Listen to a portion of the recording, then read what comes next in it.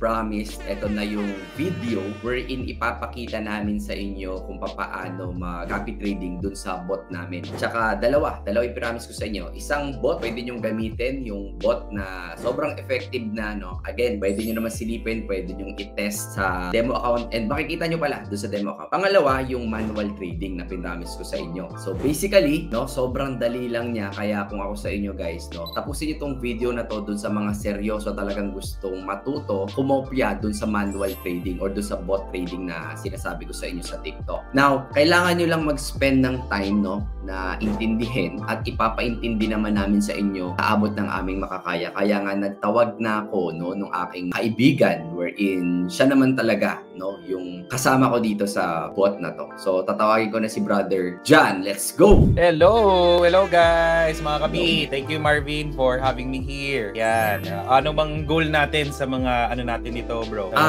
Yun nga.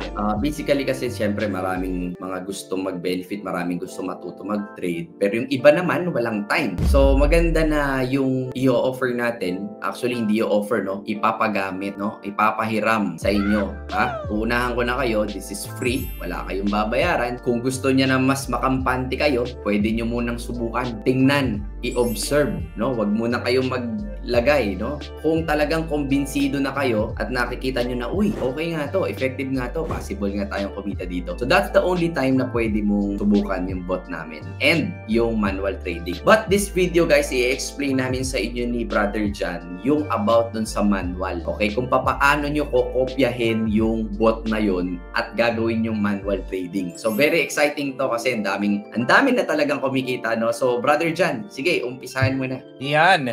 Actually, title ng slides natin dito, Brother Marvin, pwede possible bang kumita ng 1 million sa forex trading? Ayan, sound, no? Masyadong masyadong parang ambitious kung term. Ikaw, tingin mo, bro, may mga possible kaya na talagang kumita? Ako kasi, bro, yung mindset ko pagka medyo ikaw mismo nagdududa, no, sa sarili mo na kaya ko ba kumita ng 1 million? Parang hindi mo talaga siya maaabot eh. Pero totoo. the moment na tinanggap mo na, no, na kaya mo pala talaga siya, pagka in-accept mo sa sarili mo na kaya mo ba talaga kumita ng 1 million? That's the only time na ma-absorb siya ng ano mo ng katawan mo ng utak mo. And regarding dito, trading ang pinag-uusapan natin sa forex trading, no? Posible ba talaga? For me, no questions asked na dyan, bro. Millions, billions. Ang dami talaga kumikita. But ang tanong talaga, possible ba sa'yo? Kaya mo ba? Diba? Kasi ang dami nang nakagawa nito. Ang tanong, ikaw naman.